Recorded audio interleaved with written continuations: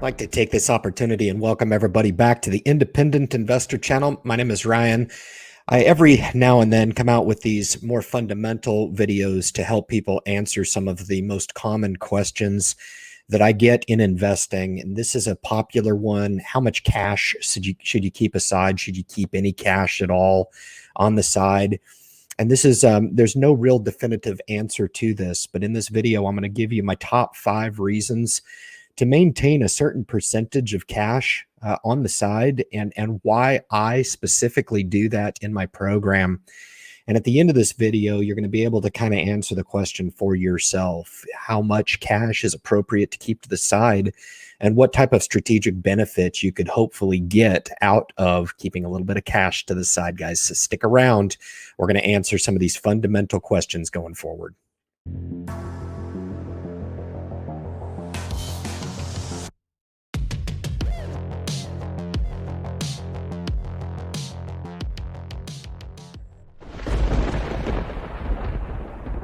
So this typically comes up in discussion, and it usually gets pretty contentious because there are 2 very specific schools of thought on this issue. I just feel like there's a lot of factors at play when we're talking about how much cash is appropriate for each individual investor. Now, please keep in mind that I am not a proponent of going all in and all out on the stock market. And just to put some context around this topic, at the time of filming this video, I'm 83% allocated to the stock market. Okay, so it just speaks to my bullish thesis over the long term on stock market investing. But the remaining 17% right now I do have in cash. And what I consider that to be is my float. So the number one thing that you can do is try to determine what is the appropriate percentage that you could potentially have to cash. Now, a lot of schools of thought will tell you that you need to just invest every waking dollar that you have into the stock market. Okay. And I've been doing stock market investing a long time. And for the last decade, it's been very, very conducive to buy and hold investors. Quite frankly, any asset class that's been bought over the last 10 years has rendered a profit. I can tell you that historically, that has proved to be somewhat of a fool's game in expecting that that is going to be maintained for the foreseeable future. Okay. In other words, is the market ever going to go down? And if the market is never going to go down again, then I can understand keeping all of your capital to risk, no matter what. Okay. I choose to acknowledge the importance of investing and staying invested in the stock market for the long term. I really do. But I do think it is fair to acknowledge the percentage of the float. And I'm always going to frame this around the context of the upper 20% of my investment thesis, in that the bottom 80% is always going to remain invested, whether it be from a passive perspective, or whether it be from a speculative perspective, or whether it be from a dividend growth perspective. So please keep in mind that the context around this video is going to be the upper 20%. And I would consider that a cash rich position would be closer to that 20% of cash on the side, and that a cash lean position would be closer to that 100% invested to the stock market mark. Okay. So the number one aspect of owning cash is to try to understand that this is a context type of discussion. A lot of people want to frame this to say that either you're all in or you're all out on the stock market. Why shouldn't I just sell now and buy again when the market is at a lower price? Should I liquidate all my stock now and buy the stock at a lower price? Please keep in mind that I do not advocate for that type of timing strategy. And I do acknowledge the fact that it is usually proved to be futile in trying to time the market and jump in and out. And it can really hinder your performance going forward. Okay, so that's number one, is to identify in some capacity, right? Talked about the top 20% and owning some level of cash in the portfolio. Okay. Number 2, one of the most specific reasons why I keep some cash on the side are 3 reasons. Number 1 is to put some tax aside that I'll need to pay come tax season because of some of the income that I've been able to generate in the taxable brokerage account. So very important to understand that. Second is to fund some warrant funding conversion fees that I have due to me. Coming in the near future, there's going to be some positions that I'm going to want to convert to common stock, and that cash needs to be available to me, put aside to be able to convert those shares of warrants to common shares of the stock when it's appropriate. Now, for me, I've had this question a lot. I really want to put a down payment on a house someday, and I get this question a lot. Why shouldn't I just invest the money and then pull it out at the time? If your strategic goal is to save for a down payment on a house, then by God, do it. Okay.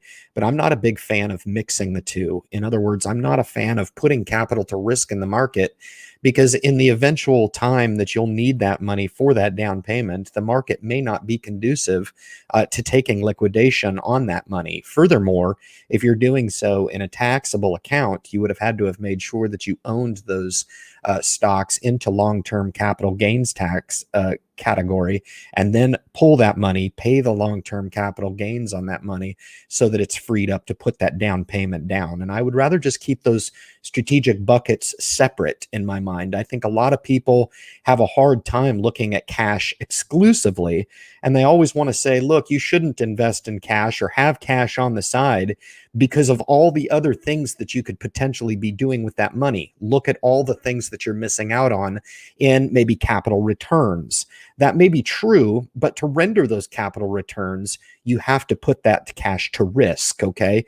And there is a flip side to the coin. If you are too heavily weighted to the stock market and we do get an adjustment back, right, that capital is not going to be available to you, as it's subject to risk, and therefore will be subject to the downside on the back end. Okay, so there's always two sides to the coin. I typically look at cash in a box, and I don't typically look at what I'm missing out on, or what if I had done this, or what if I had done that with the cash on the side. I just look at it exclusively that cash is earmarked to provide some strategic benefit to me as an investor, and I live to fight another day. I don't go back and forth wishy-washy on what I could or should have or should be doing with my cash. I just look at it in a box. Number 3 on the list is that it does provide a prudent buffer, and I think for the young investors out there, I do contend that as a younger investor, especially with a lighter amount, the cash allocation on the side really can be detrimental. And I do think that you really do need to have most of your eggs into an at-risk position, no matter what the stock market is doing at any given time. Okay. But as you evolve in your life and you start to gain some net worth, maybe you've got a sizable portfolio, maybe a 6-figure portfolio, or something that is creeping above the $250,000 mark or approaching the $500,000, maybe even the $1 million mark. I absolutely think that cash on the side really does come into play, and coupled with the idea that maybe you're a little bit older when you have that sizable portfolio, makes perfect sense to allocate, remember, that top 20% of the float, either 20% to cash rich, or to float more of a more aggressive posture if you do feel like the market is conducive to that type of activity. But as a younger investor with a smaller portfolio, and one that requires you to be invested all the time, I really do think that for those older investors with the larger, more mature portfolios, can really provide that buffer to you. I think there was a lot of investors back in 2009, 2010 that subject their money to a huge number of risk and cut their portfolios in half. And I think those folks that are approaching retirement really wished they would have had a little bit of cash on the side to kind of play that neutral position and not subject those dollars to risk as they were approaching retirement. Because now what do those folks have to do? They have to rely on that money for retirement money. And now they're having to wait for a more conducive market. And when is that guaranteed to return? We may go into a prolonged recession here. And so for all those folks that are approaching retirement age, probably should take a concerted effort to keep some cash to the side. And I'll talk about how I justify that when we talk about some of the other reasons. Number 4 on the list here is to allow yourself the opportunity for some strategic buying.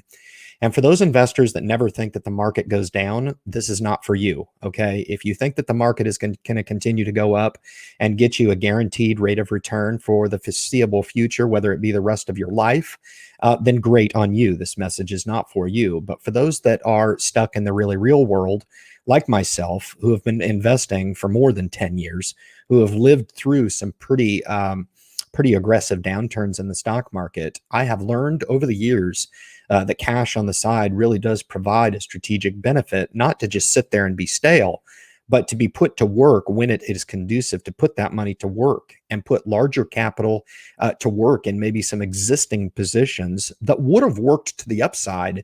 But now I have the ability to fund those at lower stock prices.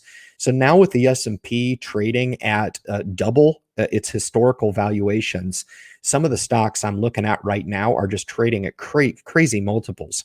Having that cash on the side gives me that opportunity to step into some of those names like Costco, like Starbucks, that I believe have run valuations into the stars and are not conducive to just putting large positions on right now. So that cash on the side allows me to, yes, meet those obligations that I talked about earlier on in the video, but also if it is time to throttle up and go to more of a cash lean position, it allows me that float and ability to put some of that capital to work in a strategic buying position. And the last thing I will mention for you guys that have stuck with me through the totality of this video, this is the most important reason, and this is one that gets missed all the time. I think we've been lulled to sleep from an industry perspective, and that if we go down to a financial planner and we talk to them about putting our first $5,000 or $1,000 or $10,000 of capital to work, they're going to want it all. Okay. They feel like investing at any given time is good. And that's just what you're supposed to do. What is missed over the course of an investor's long-term time horizon is if they invest with a financial planner that takes 3% of management fees over the course of an investor's lifetime, let's say 40 years, you're going to lose 60% of that money. 60% is going to be gone. You are going to, in fact, render back only 40% of the total overall potential of that money if it was prospective or projected to get a 7 to 10% rate of return over the course and life of that money. Why is that so socially acceptable and having a little bit of cash on the side is not? My look at that is from a self-directed perspective, and I'm saving all of that 60% by investing into the stock market direct, okay? Now, why is it not conducive to realize 20%, remember, out of that float of 60% that I would have just as normally lost to the financial planner? Why does it not make sense to take some of that cash and put it on the side? Because I don't need to pay a financial planner all that money to manage my money and siphon off my hard-earned money over the course of my life. As a self-directed investor, it makes more sense to actually have some of that cash aside, because that would have been cash that would have been lost to a vacuum over the course of my investing time horizon, right?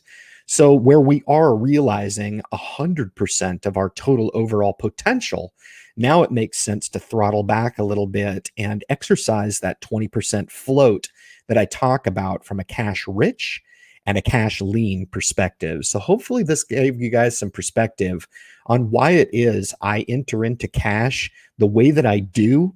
And hopefully this can help you guys answer some of the questions that you may have on justifying a small cash position for yourself. If it's your first time to the message, you want to make sure and subscribe to the channel. You want to leave your comments at the bottom of the video, and you want to share the message with anybody out there that you know maybe have some questions about general stock market investing. Maybe they have this same question: how much cash should you have aside? It's a good fundamental lesson to drive home to new investors.